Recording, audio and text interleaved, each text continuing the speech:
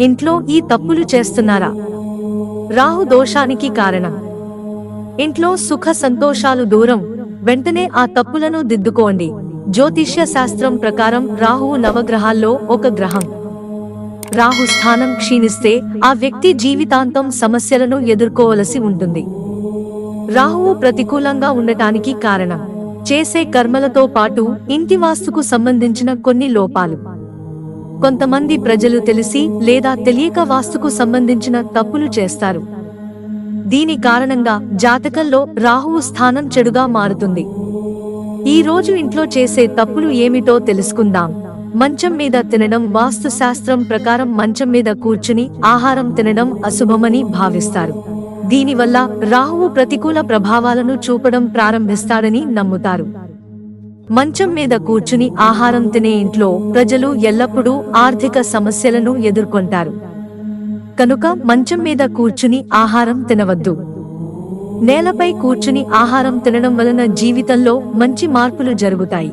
నైరుతి దిశ లోపం. వాస్తు శాస్త్రంలో నైరుతి దిశ రాహువుకు సంబంధించినది. అటువంటి పరిస్థితిలో ఇంటి ప్రధాన ద్వారం, తలుపులు నైరుతి దిశలో ఉండకూడదు. లేకుంటే జీవితంలో రాహువు ప్రతికూల ప్రభావం పెరుగుతుంది. అలాగే నైరుతి మూలలో ఎప్పుడూ టాయిలెట్ లేదా బాత్రూమ్ నిర్మించకూడదు.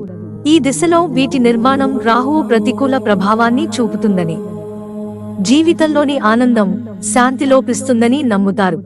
ఇంట్లో ముళ్ళ మొక్కలు పెంచితే ఇంట్లో ముళ్ళ మొక్కలను ఎప్పుడూ పెంచుకోరాదు. ఈ మొక్కల వల్ల రాహువు ప్రభావం పెరుగుతుంది. వాస్తు శాస్త్రం ప్రకారం ఇంట్లో ముళ్ళ మొక్కలు ఉండటం కుటుంబ సభ్యులపై ప్రతికూల ప్రభావాన్ని చూపుతుంది. కెరీర్లో కూడా సమస్యలను కలిగిస్తుంది. కనుక ముళ్ళ మొక్కలను ఇంటి బయట బహిరంగ ప్రదేశంలో పెంచుకోవాల్సి ఉంటుంది. అంతేకాని ముళ్ళ మొక్కలను ఇంటి లోపల పెంచుకోలేదు. ఇంటి చెత్త పోగుతూ ఉంటే, ఇంట్లో చెత్త ఎంత ఎక్కువగా ఉన్నా లేదా ఇల్లు అంతా అస్తవ్యస్తంగా ఉంటే రాహువు దుష్ప్రభావాలను ఎక్కువగా ఎదుర్కోవలసి ఉంటుంది. అందుకే ఎవరైనా సరే పొరపాటున కూడా ఇంట్లో చెత్త లేదా అనవసరమైన వస్తువులను పోగు చేసి ఉంచకూడదు. ముఖ్యంగా ఇంటి పూజా స్థలం, వంటగది, పడకగదిలో ధూళి, చెత్త పేరుకుపోకుండా శుభ్రంగా పెట్టుకోవాలి.